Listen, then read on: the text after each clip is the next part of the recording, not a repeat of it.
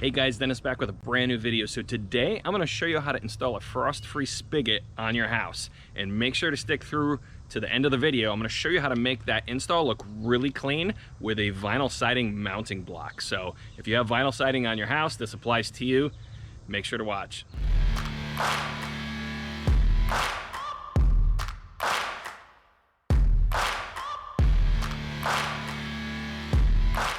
All right, so this is what our frost-free spigot looks like.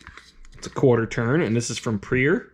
And you can buy rebuild kits for this on Amazon and most likely at Lowe's. You have a couple options here. You can either use like a copper fitting on here, which would be a female adapter, 1/2 inch. You can use an inside male sweat adapter, or if you're using PEX, you can use an inside sweat adapter, or you can use one of these female adapters on here, and that would just thread on. So all we really need to do is put some tape on here and some pipe dope, and this will be good for hooking this up to the existing PEX we have in the house. So I'm gonna give this about 2.5 wraps. We'll put a little bit of pipe dope on this. I like to spread this around here on here just to make sure that it's kind of covering all of the threads. And we'll just tighten this on here until it's fairly snug. All right, and this is ready to feed through the wall outside. All right, so our first step before hooking these spigots in is to shut off our main water supply. So I do have city water. It will be different if you do have a well. So you want to shut off the well pump and close off your valve on your feed side. Now I'm just draining the system down right now. So this is my low point in the system. The front spigot I already piped out with PEX when I did the water filter system. Here's my shut off here. And this is the stub through from that front spigot. This is ready to just basically push out of the wall here. We'll run our new frost-free in. All right, so what we're gonna be doing is we're gonna be removing the siding in this area here so we can get that mounting block installed in here. And this is a siding removal tool. What you wanna do is you wanna look for an overlapping piece of siding, and then all you do is just stick this up underneath and then pull down on it like this. Slide it down a little bit more, and then your siding comes right off. All right, and now this allows us to get to this next piece here, and we're gonna pull this next piece out. All right, now since we already cut this pipe off on the inside, this can come out real easy. And you can see how beat up looking this thing is, right? All right, so we're gonna be installing one of these really nice mounting blocks. So the inside of this comes off, and this goes behind your siding. You nail this in behind.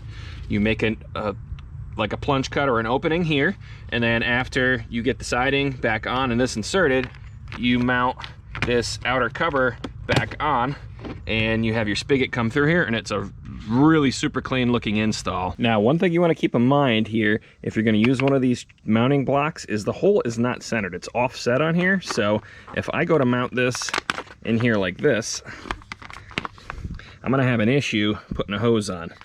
You wanna make sure that that hole is offset towards the top, and that gives you enough room with this mounted in here to be able to screw your hose on.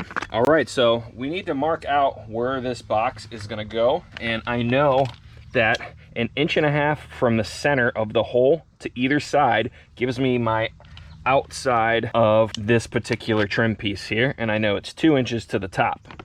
So all I'm doing is I'm marking that out. I'm setting my level on top of this, getting this level, and then all I did was I traced the inside of here, and we can adjust this a little bit if it's too small, no problem. So what we want to do first is we want to plunge cut this, and we're just going to use an oscillating tool to do that.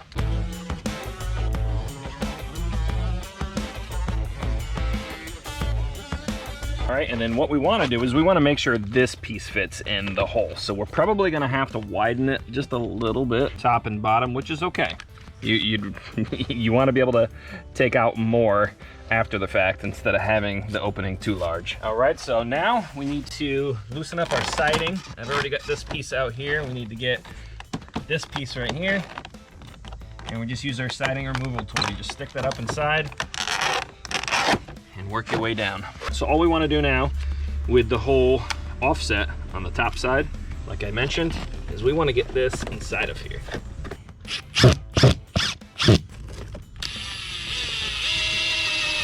All right, now we have our mounting block in once again, and we're gonna fit our spigot through. Make sure both halves of this are clicked together. And this is ready for some screws here. So we'll get the screws on, and then we can snap the siding back in place and put the trim ring on, and then do all the plumbing. All right, and then one quick tip here. I found it to be a little bit easier to pull the knob off of the spigot so you can drive the screws straight in. And I'm using stainless screws here just so they don't rust. Let's get the trim ring on and the knob back on, and we should be good to go. All right, now we want to get our siding snapped back in. All right, we're gonna snap our cover plate in place here. This looks absolutely incredible. All right, so now we're back on the inside here. What we want to do is we want to put some Teflon tape on our fitting. Now I had to take the female threaded fitting off of here because I could not get my PEX crimping tool up into this area, so no big deal. We'll just crimp the tubing onto the fitting separately, and then we can just thread it on. All right, so we have our fitting made up here.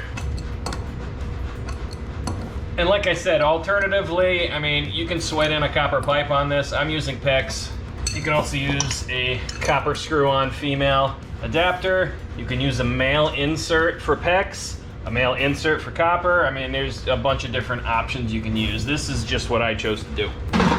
All right, so what we need to do next here is I need to bring my PEX from my shutoff valve on the inside here. I need to bring that over and drop this down and connect it in with the T here. I'm actually running some PEX back to the other end for the back spigot. Like I mentioned, the back spigot originally was running on the filter, on the whole house filter. So instead of wearing out my whole house filter if I'm using my back spigot, I wanted to feed it off of here too. So and always make sure to check with your go, no go gauge.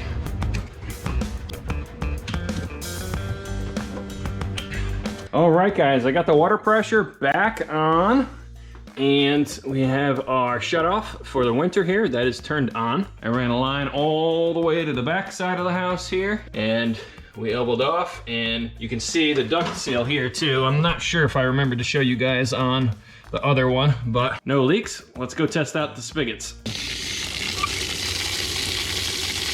All right, here's the front one. Perfect. All right, guys, so that wraps it up for today's video. I hope you found it useful. You know, it's definitely involved for me anyways, because I reconfigured the rear spigot to run off of the main water line instead of off of the filtered side like it previously was configured. But if you're just doing a direct replacement of an existing spigot and changing it over to a frost-free, you know, you probably don't have too much to do.